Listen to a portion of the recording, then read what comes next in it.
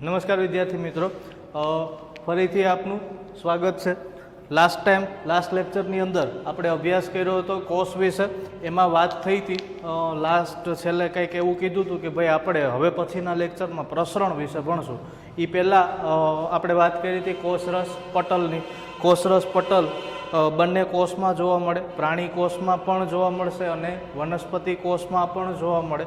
પ્રાણી કોષમાં હોય તો એના વિશે તમને મેં એવું કીધું હતું કે ભાઈ પ્રાણી કોષમાં સૌથી બહારનું આવરણ કહેવાય કોને? કોષરસ પટલને. શા માટે? તો કે પ્રાણી કોષમાં કોષ દિવાલ હોતી નથી.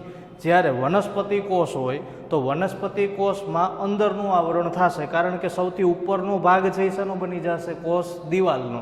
એટલે વનસ્પતિ કોષમાં કોષરસ પટલ કોષ દિવાલ પછી આવતું બીજું આવરણ છે. જ્યારે પ્રાણી કોષમાં સૌથી બહારના આવરણ તરીકે જે ભાગ ભજવે અથવા તો સૌથી બહારનું આવરણ જેને આપણે કહીએ, આ સૌથી બહારનું આવરણ કોણ હશે? કોષ રસ સ્તર કે કોષ રસ પટલ. ક્લિયર? ઓકે. હવે તમને લોકોને આ ચેપ્ટરના અમુક પ્રશ્નો કે ભાઈ પરીક્ષામાં કેવા કેવા પ્રશ્નો પૂછાઈ શકે, તમને મેં એવી વાત કરી હતી કે ભાઈ તમારું હોમવર્ક કરવાનું છે. તો પાછો પ્રશ્ન એ હતો કે સાહેબ તું હોમવર્ક તો દેતો જ છો પણ અમારે બતાવવું કોને? તો તમારા માટે મેં એક સુવિધા ઊભી કરી છે. એક સરસ મજાનું યુટ્યુબમાં હવેથી આપણી એક ચેનલ છે. ચેનલનું નામ છે આવું મોજ એ વિજ્ઞાન. મોજ એ વિજ્ઞાન. આ તમારે તમારી રીતે ચેનલ સર્ચ કરવાની છે.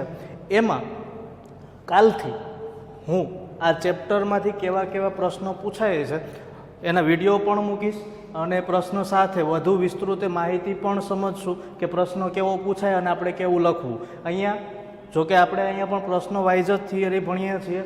મોજે વિજ્ઞાન, હાર્દિક ખેર મારી જ પોતાની ચેનલ છે, તો બધા લોકો અહીંયા પ્રશ્નો જોશું. ઓકે. તો હવે આજે આપણે ચર્ચા કરશું સજીવનો પાયાનો એકમ કોષ. એમાં વાત કરવાની હતી લાસ્ટ ટાઈમ તમને જે કીધું હતું એ પ્રસરણ વિશે થોડુંક તાજું કરી જાય કોષરસ પટલ વિશે, કારણ કે આગળ જતા એ કામ આવશે. કોષરસ પટલ વિશે તમને એવું કીધું હતું કે એક પસંદગીમાન પ્રવેશશીલ પટલ છે.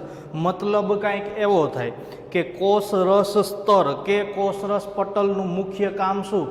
તો કે અમુક જરૂરી દ્રવ્યો જેમ કે ઓક્સિજન, અમુક નકામા દ્રવ્યો જેમ કે કાર્બન ડાયોક્સાઇડ. આપણે વાત માત્ર ને માત્ર શ્વસનની કરીએ છીએ.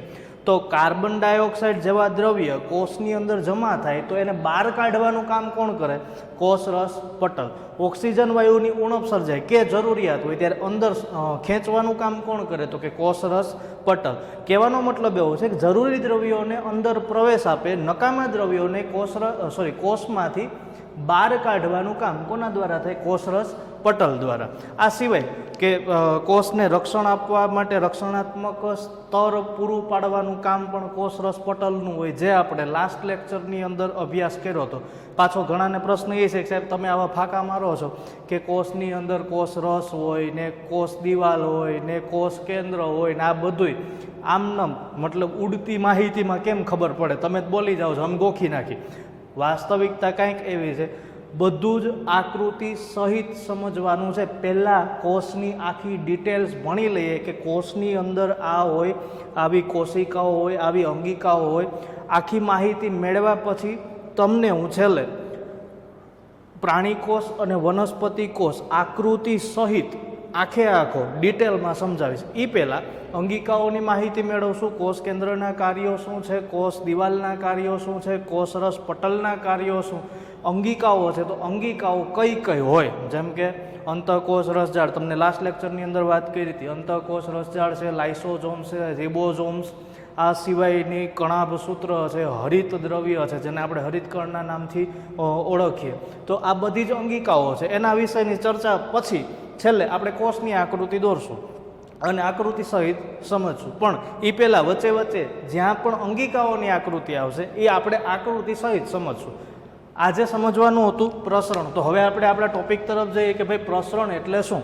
સામાન્ય રીતે પ્રસરણનો મતલબ આપણે કંઈક એવો કીધો હતો કે કોઈ પણ દ્રવ્યનો અણુ છે એક જગ્યાએથી બીજી જગ્યાએ જાય તો મોસ્ટલી કયો સિદ્ધાંત અનુસરે? તો કે પ્રસરણનો સિદ્ધાંત અનુસરે. એટલે પ્રસરણના સિદ્ધાંત અનુસાર જ દ્રવ્યનો અણુ એક જગ્યાએથી બીજી જગ્યાએ જાય એને કહેવામાં આવે પ્રસરણ. હવે આપણે જીવવિજ્ઞાનમાં અને ખાસ કરીને કોષની બાબતમાં પ્રસરણનો મતલબ કંઈક આવો કરીએ કે કોઈ પણ દ્રવ્યના અણુઓ છે એ વધુ સાંદ્રતાથી ઓછા સાંદ્રતા તરફ, મતલબ કે કોઈ પણ દ્રવ્યના અણુઓ વધુ સાંદ્રતાથી ઓછી સાંદ્રતા તરફ ગતિ કરે તો આ ઘટનાને કહેવામાં આવે પ્રસરણ. પ્રસરણ એટલે શું? તો કે કોઈ પણ દ્રવ્યના અણુઓ તેના વધુ સંકેન્દ્રણ, સંકેન્દ્રણનો મતલબ થાય સાંદ્રતા, તેના વધુ સંકેન્દ્રણથી ઓછા સંકેન્દ્રણ તરફ ગતિ કરે છે. આ ઘટનાને કહેવામાં આવે પ્રસરણની ઘટના. આ ઘટનાને પ્રસરણ કહે છે. પ્રસરણનો મતલબ કોઈ પણ દ્રવ્યના અણુઓ વધુ સંકેન્દ્રણથી તેના ઓછા સંકેન્દ્રણ તરફ ગતિ કરે છે. આ ઘટનાને કહેવામાં આવે પ્રસરણ. કઈ રીતે થાય થોડી વાર પછી આકૃતિ સહિત સમજીએ. તો આ પ્રસરણ હતું. હવે પ્રસરણ મોટા ભાગે ક્યાં જોવા મળે, મતલબ કે કોષની અંદર પ્રસરણની ઘટના ક્યારે જોવા મળે, કઈ રીતે જોવા મળે? મોટા ભાગે જીવંત કોષ હોય તો જ એમાં પ્રસરણની ઘટના જોવા મળે. મૃત કોષોમાં પ્રસરણની ઘટના ક્યારેય જોવા મળતી નથી. એટલે જીવંત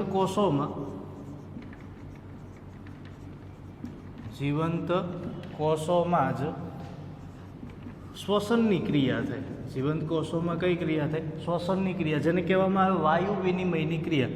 જીવંત કોષોમાં વાયુ વિનિમયની ક્રિયા કયા સિદ્ધાંતને આધારે થાય? તો કે પ્રસરણના આધારે થાય. વાયુ વિનિમયની ક્રિયા ક્યાં આધારે થશે? પ્રસરણના આધારે થાય.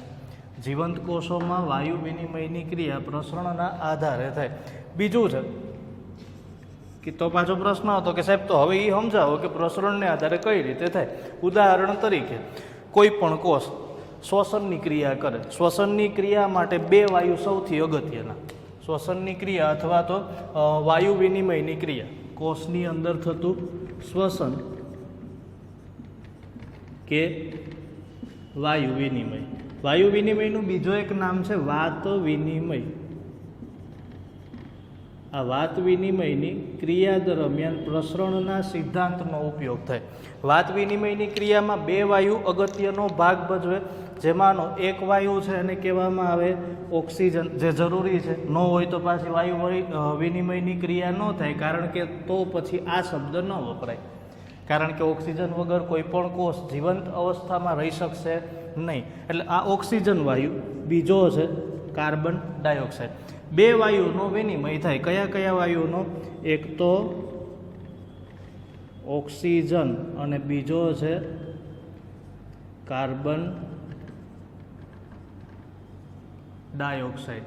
આ બે વાયુનો વિનિમય થાય કોષની અંદર શ્વસનની ઘટના દરમિયાન. હવે શ્વસનની ક્રિયા થાય એટલે શું થાય? તો કે ઓક્સિજન વાયુ અંદર તરફ જાય, કાર્બન ડાયોક્સાઇડ વાયુ બહાર તરફ આવે. શા માટે આવું થાય? તો કે જ્યારે શ્વસનની ક્રિયા થાય એટલે ઓક્સિજન વાયુ અંદર જાય, તરત જ ઓક્સિજન વાયુ છે એ શરીરના જુદા જુદા કોષોને જરૂર હોય આ કોષો તરફ પ્રસરણ દ્વારા ફેલાઈ જશે, મતલબ ત્યાં પહોંચે. હવે ઓક્સિજન વાયુ પહોંચે એટલે શરીર, મતલબ કે કોષની અંદર કોનું સંકેન્દ્રણ વધે? તો કે કાર્બન ડાયોક્સાઇડનું સંકેન્દ્રણ વધે, અથવા તો કાર્બન ડાયોક્સાઇડની સાંદ્રતા વધશે. ઓક્સિજન વાયુ વપરાય એટલે કોનું સંકેન્દ્રણ વધે? Carbon dioxide. આપણા માટે કાર્બન ડાયોક્સાઇડ કેવું દ્રવ્ય? તો કે ઉત્સર્ગ દ્રવ્ય. કાર્બન ડાયોક્સાઇડ કેવું દ્રવ્ય હશે? ઉત્સર્ગ દ્રવ્ય. શરીરમાંથી કે કોષમાંથી આ ભાઈને બહાર કાઢવો જરૂરી. કોને? Carbon dioxide. એટલે કાર્બન ડાયોક્સાઇડને બહાર કાઢવા માટે કઈ ઘટના બનશે? પ્રસરણની ઘટના બને. અથવા તો એવું કહી શકીએ કે પ્રસરણના સિદ્ધાંતના આધારે કાર્બન ડાયોક્સાઇડ કોષમાંથી બહાર નીકળશે. આ ઉત્સર્ગ દ્રવ્ય છે. અથવા તો એવું પણ કહી શકાય કે કોષ માટે નકામું દ્રવ્ય છે, જેનું કાંઈ કામ હોતું નથી. પડ્યો હેરાન કરવાનો ધંધો કરે. કોણ? Carbon dioxide. જરૂરી કોણ હોય? ઓક્સિજન વાયુ. હવે કોષમાં સંકેન્દ્રણ વધ્યું કોનું? કાર્બન ડાયોક્સાઇડનું. તો આ કાર્બન ડાયોક્સાઇડને આપણે કોષમાંથી દૂર કરવાનો છે. કયા સિદ્ધાંતના આધારે દૂર થાય? પ્રસરણના આધારે. એટલે શું થાય? તો કે બંને બાજુએ કઈ એક કોષ અને બીજું છે પર્યાવરણ. કેમ કે શ્વસન દરમિયાન આપણે કાર્બન ડાયોક્સાઇડનો ત્યાગ કરીએ કે છોડી દઈએ, તો કાર્બન ડાયોક્સાઇડ ક્યાં છોડીએ? તો કે પર્યાવરણમાં છોડી દઈએ. હવે આપણી પાસે બે માધ્યમ છે, એક કયું? કોષ. બીજું કયું? પર્યાવરણ. એટલે બંને બાજુએ કાર્બન ડાયોક્સાઇડની સાંદ્રતા જોવાની થાય. અહીંયા આપણે વાત કરી કે કોઈ પણ દ્રવ્યના અણુઓ તેના વધુ સંકેન્દ્રણથી કઈ તરફ? તો કે ઓછા સંકેન્દ્રણ તરફ ગતિ કરે. હવે કોષની અંદર કાર્બન ડાયોક્સાઇડની સાંદ્રતા વધી ગઈ. કોની સાપેક્ષે વધી જાય? તો કે પર્યાવરણની સાપેક્ષે. અથવા તો એવું કહી શકીએ કે કોષની સાપેક્ષે પર્યાવરણમાં કાર્બન ડાયોક્સાઇડની સાંદ્રતા કેવી હશે? ઓછી. એટલે આવું કહી શકીએ કે કોષની અંદરના ભાગની સાપેક્ષે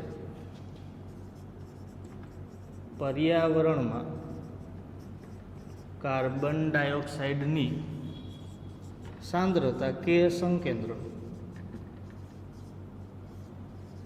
કેવી હશે? ઓછી. હવે આપણે શું કીધું હતું વ્યાખ્યામાં કે વધુ સંકેન્દ્રણથી કઈ તરફ? ઓછા સંકેન્દ્રણ તરફ અણુઓ ગતિ કરે. અહીંયા આપણે શું કીધું? તો કે સાંદ્રતા ક્યાં વધારે? તો કે કોષની અંદરના ભાગે. ઓછી ક્યાં? તો કે પર્યાવરણમાં. કોની સાપેક્ષે ઓછી? તો કે કોષની અંદરના ભાગની સાપેક્ષે ઓછી. બાકી આમ જો તો કોષ છે એ પર્યાવરણ માટે અતિ સૂક્ષ્મ ભાગ થઈ ગયો. એટલે પાછું વળી કોઈ એવું ન હરખાવવું કે ભાઈ કોષ કરતાં પર્યાવરણમાં સાંદ્રતા ઓછી છે. નહીં, પણ સાપેક્ષની વાત કરી છે કે ભાઈ કોષની સાપેક્ષે પર્યાવરણમાં કાર્બન ડાયોક્સાઇડની સાંદ્રતા કેવી હશે? ઓછી હશે. હવે કોષમાં સાંદ્રતા વધારે, પર્યાવરણમાં કાર્બન ડાયોક્સાઇડનું સંકેન્દ્રણ ઓછું, તો કાર્બન ડાયોક્સાઇડની ગતિ કઈ બાજુથી કઈ બાજુ થાય? તો કે કોષથી કઈ તરફ જશે? પર્યાવરણ. કોષથી કઈ બાજુ જાય? પર્યાવરણ. મતલબ એવો થાય કે શ્વસન દરમિયાન કોષમાંથી કાર્બન ડાયોક્સાઇડ વાયુ પર્યાવરણમાં જશે. હવે કાર્બન ડાયોક્સાઇડ વાયુ કોષમાંથી નીકળી ગયો, એનો મતલબ એવો થયો કે કોષમાંથી કોનો ત્યાગ થયો? ઉત્સર્ગ દ્રવ્યોનો. સેમ એજ આવી જ રીતે આ જ પ્રમાણે વળી પાછું કોના માટે પ્રક્રિયા થાય? ઓક્સિજન માટે. એટલે ઓક્સિજન વાયુ કઈ તરફ આવશે? તો કે કોષની અંદર તરફ. કોષની કઈ તરફ આવશે? અંદર તરફ. શા માટે આવું થાય? જો કોષમાંથી કાર્બન ડાયોક્સાઇડ વાયુ બહાર નીકળો. ઉદાહરણ સાથે સમજીએ. માની લ્યો કે આપણી પાસે એક આવો કોષ છે.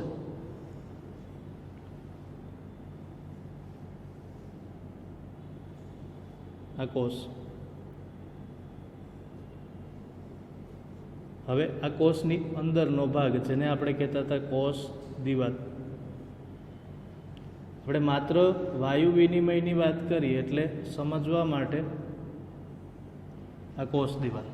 હવે કોષની અંદર એક ગોળાકાર કાય હાજર હોય જેને આપણે કંઈક ચોક્કસ નામ આપ્યું હતું, કોષ કેન્દ્ર.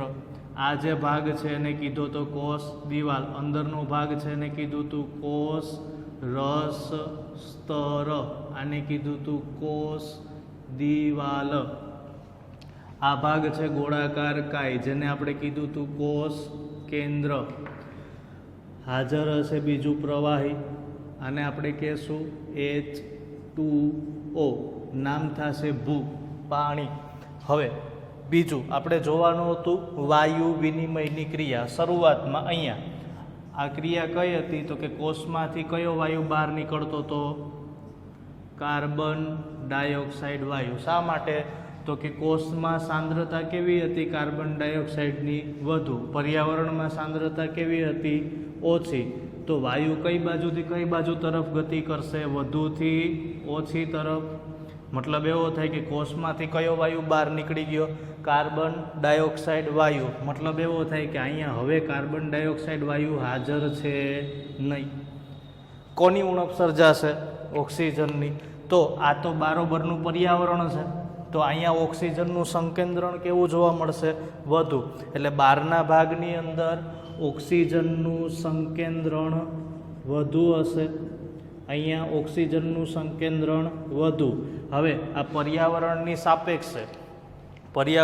સાપેક્ષે કોષની અંદર ઓક્સિજનનું સંકેન્દ્રણ કેવું હશે? ઓછું. બહાર વધુ, અંદર ઓછું. તો પર્યાવરણમાંથી ઓક્સિજન વાયુ કઈ તરફ દાખલ થશે? કોષમાં. એટલે હવે કોષમાં કોનું સંકેન્દ્રણ વધશે? ઓક્સિજન વાયુનું. કાર્બન ડાયોક્સાઇડનું સંકેન્દ્રણ હવે વધશે નહીં થોડી વાર માટે. આ કઈ ક્રિયા થાય? શ્વસનની ક્રિયા. એટલે કોષની અંદર હવે કયો વાયુ જમા થાય? ઓક્સિજન વાયુ. હવે શું થાય? તો કે ઓક્સિજનનું પ્રસરણ થાય, અથવા તો પ્રસરણના સિદ્ધાંત મુજબ ઓક્સિજન કોષના જરૂરી એકમોને મળશે.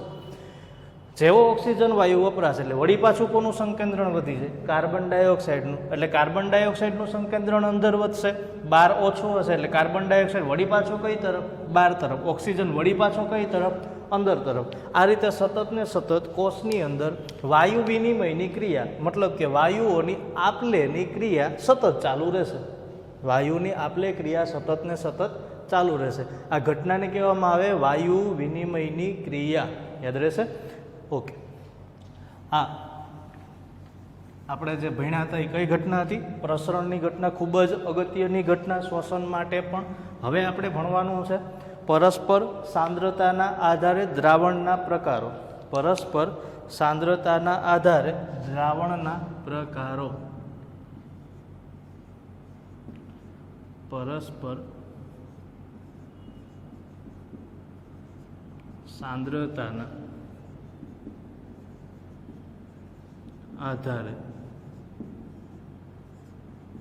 દ્રાવણના પ્રકારો. ઓકે. તો સાંદ્રતાના આધારે દ્રાવણના 3 પ્રકાર પાડવામાં આવે. સાંદ્રતાના આધારે દ્રાવણના કેટલા પ્રકાર પાડવામાં આવે? 3 પ્રકાર. 3 પ્રકારો સાંદ્રતાના આધારે દ્રાવણના પાડવામાં આવે. એમાં આપણે અભ્યાસ કરશું આ 3 પ્રકારનો. કોના આધારે? દ્રાવણની સાંદ્રતાના આધારે. હવે જો એવું કીધું કે પરસ્પર સાંદ્રતાના આધારે, થોડીક એવી સમજા જેવી વસ્તુ કે જો પરસ્પર સાંદ્રતા કીધી હોય તો આપણી પાસે એક દ્રાવણ નહીં હોય. કેટલા હશે? 2 દ્રાવણ. એક કયું દ્રાવણ? તો કે આપણા માટે જે કોષ છે એને પહેલું દ્રાવણ માનશું. અત્યારથી હું ક્લિયર કરી દઉં છું. આપણા માટે જે કોષ છે એને આપણે પ્રથમ દ્રાવણ અથવા તો પહેલું દ્રાવણ કહેશું. કોષ આને કહેશું પહેલું દ્રાવણ. અને બીજું દ્રાવણ કયું હશે? તો કે આપણે જે પાત્રની અંદર કોષને, મતલબ કોષ તરીકે આપણે કોઈ પણ વસ્તુ લઈ શકીએ. કોઈ પણ વસ્તુ એટલે દ્રાક્ષ હશે, અથવા તો ઈંડું હશે, અથવા તો બીજું કોઈ એવું નાનો પદાર્થ કે જેમાં સરળતાથી પ્રસરણની ઘટના સમજી શકાય. કોષને આપણે કહેશું પહેલું દ્રાવણ. અને પાણી આને આપણે કહેશું બીજું દ્રાવણ. ઓકે. હવે આપણે જોવાનું હતું દ્રાવણના 3 પ્રકારો. 3 પ્રકારો કંઈક આવી રીતે છે. પહેલું પ્રકાર જેને કહેવામાં આવે સમસાંદ્ર દ્રાવણ. આ દ્રાવણને, મતલબ આપણે અત્યારે ગુજરાતી મીડિયમમાં છે, ઘણી વખત થાય એવું કે આ દ્રાવણ સમસાંદ્ર નહીં કહે પણ સીધું એનું અંગ્રેજી નામ પૂછે. સમસાંદ્ર દ્રાવણનું સીધું કેવું નામ પૂછે? અંગ્રેજી નામ. તો સમસાંદ્ર દ્રાવણનું અંગ્રેજી નામ થાય આઇસોટોનિક સોલ્યુશન. આઇસોટોનિક સોલ્યુશન. કોનું અંગ્રેજી નામ? સમસાંદ્ર દ્રાવણ. બીજું નામ છે જેને કહેવામાં આવે અધોસાંદ્ર દ્રાવણ. દ્રાવણનો બીજો પ્રકાર જેને કહેવામાં આવે અધોસાંદ્ર દ્રાવણ. આ અધોસાંદ્ર દ્રાવણનું અંગ્રેજી નામ છે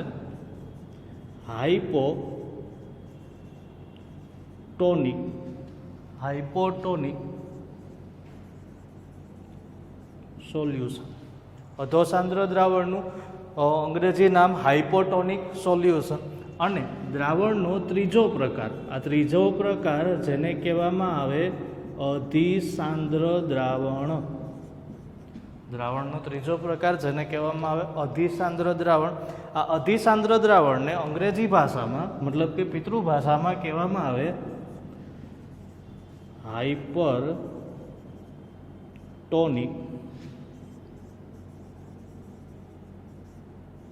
સોલ્યુશન.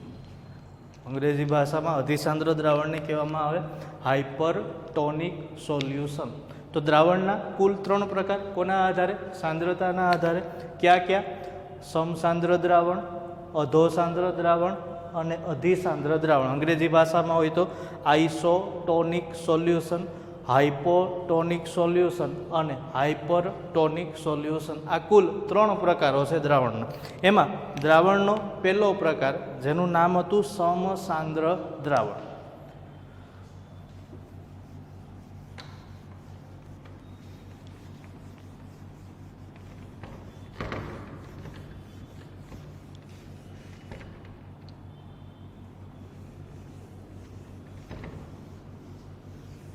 તો સાંદ્રતાના આધારે 3 પ્રકારો દ્રાવણના પડે. એમાંનો આપણે અભ્યાસ કરવાનો તો દ્રાવણનો પહેલો પ્રકાર નામ છે સમસાંદ્ર દ્રાવણ. નામ કેવું? સમસાંદ્ર દ્રાવણ. અંગ્રેજી ભાષામાં સમસાંદ્ર દ્રાવણને કયા નામથી ઓળખાય? આઇસોટોનિક સોલ્યુશન. ઓકે, તો પહેલું દ્રાવણ સમસાંદ્ર દ્રાવણ. અંગ્રેજી ભાષાનું નામ હતું આઇસોટોનિક સોલ્યુશન.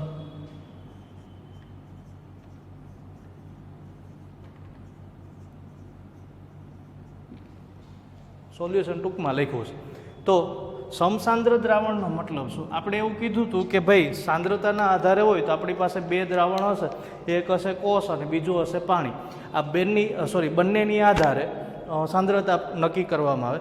હવે જો પાણી છે તો પાણીની સીધી સાંદ્રતા નહીં હોય, પાણીને કોઈ પાત્રમાં ભરેલો હશે. એટલે આપણા માટે દ્રાવણ પાણી થશે અથવા તો પાણીની સાંદ્રતા માપશું, પણ કોના આધારે? તો કે પાત્રમાં હાજર પાણીના જથ્થાને આધારે. અને કોષમાં હાજર પાણીનો જથ્થો બંનેની સાંદ્રતાને સરખાવવામાં આવે અને એના દ્વારા સાંદ્રતા ક્યાં વધુ અને ક્યાં ઓછી નક્કી કરવામાં આવે. ઉદાહરણ તરીકે પહેલું દ્રાવણ સમસાંદ્ર દ્રાવણ. સમસાંદ્ર એટલે શું? તો કે 2 દ્રાવણ અને બંનેની સાંદ્રતા કેવી હશે? એક સમાન. બંનેની સાંદ્રતા કેવી હશે? એક સમાન. તો એક સમાન સાંદ્રતા ધરાવતું કોષ અને પાણી, આ બંને વચ્ચે જે દ્રાવણ તૈયાર થાય એને કયા નામથી ઓળખાય? સમસાંદ્ર દ્રાવણ. એટલે આવું કહી શકીએ કે જે દ્રાવણોની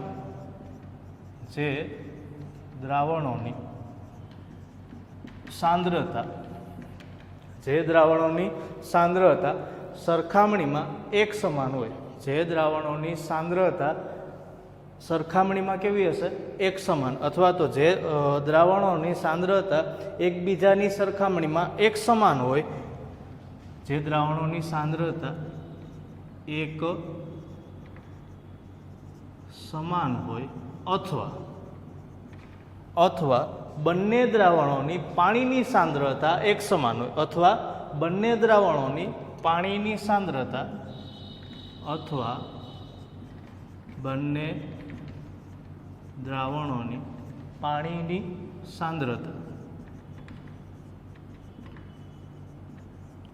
એક સમાન હોય તો તેવા દ્રાવણને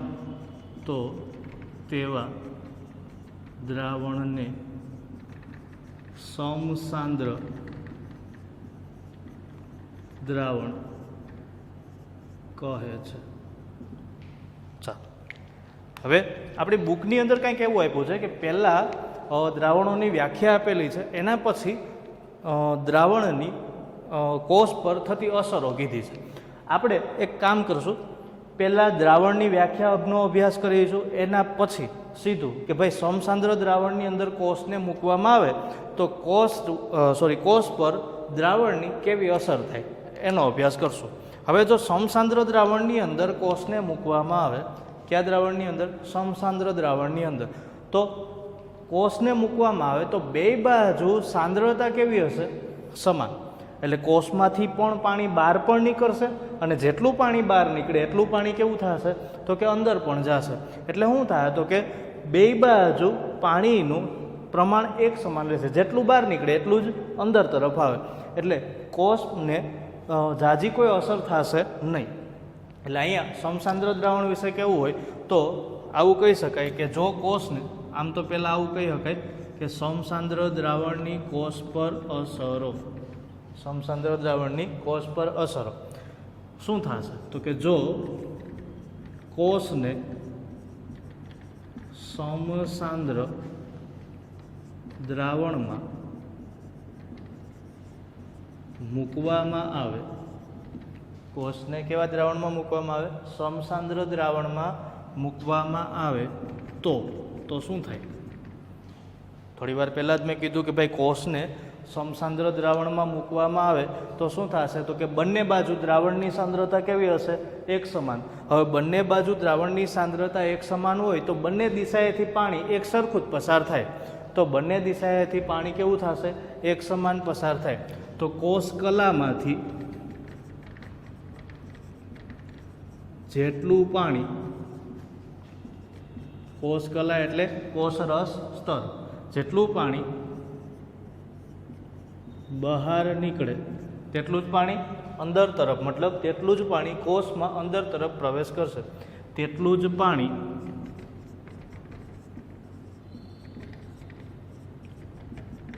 કોષમાં અંદર તરફ પ્રવેશ કરશે. કયા દ્રાવણમાં જોવા મળશે આવું? સમસાંદ્ર દ્રાવણમાં. કઈ રીતે થાય? આકૃતિ દ્વારા સમજીએ. માની લ્યો કે આ એક કોષ છે. થોડી વાર પહેલાં આપણે જે દોર્યો હતો એ જ કોષ. હવે કોષ છે એ આપણી પાસે દ્રાક્ષ છે. તો દ્રાક્ષ છે એનો સમાવેશ વનસ્પતિમાં થાય.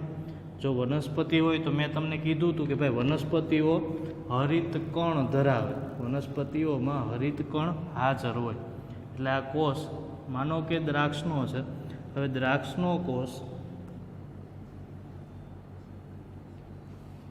આ ફરતી બોર્ડર લાઈન જેને આપણે કહેતા હતા કોષ દિવાલ, કોષ દિવાલની અંદરની બાજુએ હાજર હોય બીજું આવરણ જેને આપણે કહેતા હતા કોષ રસ સ્તર. એટલે આ જે ભાગ છે એને આપણે કહેશું કોષ રસ સ્તર, કોષની અંદર આવતું બીજું આવરણ. ઓકે, વાત કરી હતી પાણીની. તો આ કોષની અંદર જોવા મળતો પાણીવાળો ભાગ. ઓકે, હવે કોષની અંદર હાજર કોણ કોણ હોય? તો કે એક હાજર હશે ગોળાકાર કાય જેવી રચના જેને આપણે કહેતા હતા કોષ કેન્દ્ર. બીજું હાજર હશે લીલા રંગનું દ્રવ્ય જે પ્રકાશ સંશ્લેષણની ક્રિયા કરવા માટે સૌથી અગત્યનો ભાગ ભજવે છે. આ દ્રવ્યને કહેવામાં આવે હરિત દ્રવ્ય. ઓકે, નામ આપી દઉં છું. આ જે ભાગ છે એને કહેવામાં આવે હરિત દ્રવ્ય. આપણે હરિત કણ પણ કહી શકીએ. હો, વળી પાછા કહે કે સાહેબ આમ કોણ છે ને તમે દ્રવ્ય ઠપકારો છો. આ જે ગોળાકાર કાય છે એને કહેવામાં આવે કોષ કેન્દ્ર. લાલ કલરની બોર્ડર લાઈન જેને કહેવામાં આવે કોષ દિવાલ. અને આ અંદરનો જે ભાગ છે એને આપણે કીધું હતું H2O. કયા નામથી ઓળખાય? ભૂ, પાણી. ઓકે, હવે સમસાંદ્ર દ્રાવણમાં આપણે આ કોષને મૂક્યો છે. અંદરની બાજુએ પાણીની જેટલી સાંદ્રતા છે એટલી જ સાંદ્રતા ક્યાં? તો કે કોષની બહારની બાજુએ. બે દ્રાવણો, બેમાં કોષની સાંદ્રતા કેવી? તો કે એક જ સમાન. હવે થશે એવું કે સાંદ્રતા એક સમાન હશે તો પાણીનો વિનિમય ચાલુ રહેશે, મતલબ આપલે ચાલુ રહેશે. કોષમાંથી પાણી બહાર તરફ નીકળશે. કોષમાંથી પાણી કઈ તરફ જશે? બહાર તરફ. માનો કે આટલું પાણી કોષમાંથી બહાર તરફ ગયું તો એટલું જ પાણી બહારથી કઈ તરફ આવશે? અંદર તરફ. એટલું જ પાણી બહારથી કઈ તરફ આવે? અંદર તરફ. જેટલું પાણી કોષમાંથી બહાર નીકળે, જેટલું પાણી કોષમાંથી બહાર નીકળે એટલું જ પાણી બહારથી કઈ તરફ દાખલ થશે? કોષમાં. ક્યારે આવું થાય? તો કે જ્યારે દ્રાવણ કેવા પ્રકારનું હશે? સમસાંદ્ર દ્રાવણ હોય ત્યારે જેટલું પાણી કોષમાંથી બહાર એટલું જ પાણી કોષમાં અંદર. એટલે અહીંયા H2O કઈ તરફ? બહાર તરફ. અને આ H2O કઈ તરફ? અંદર તરફ. હવે જો પાણીનું પ્રમાણ જળવાઈ રહેશે, કદાચ પાણી જેટલું બહાર નીકળે એટલું જ પાણી પાછું અંદર જાય, એટલે પાણીનું પ્રમાણ કેવું રહેશે? તો કે એક સરખું જ રહેશે. જો કોષની અંદર પાણીનું પ્રમાણ એક સરખું જળવાઈ રહેતું હોય તો કોષને કોઈ આડઅસર થશે નહીં. આ કયું દ્રાવણ? સમસાંદ્ર દ્રાવણ. બાકીના બે દ્રાવણો વિશેની ચર્ચા હવે પછીના લેક્ચરમાં કરશું. તમને ચેનલ જોવાનું કીધું છે, ભૂલાય નહીં. Thank you.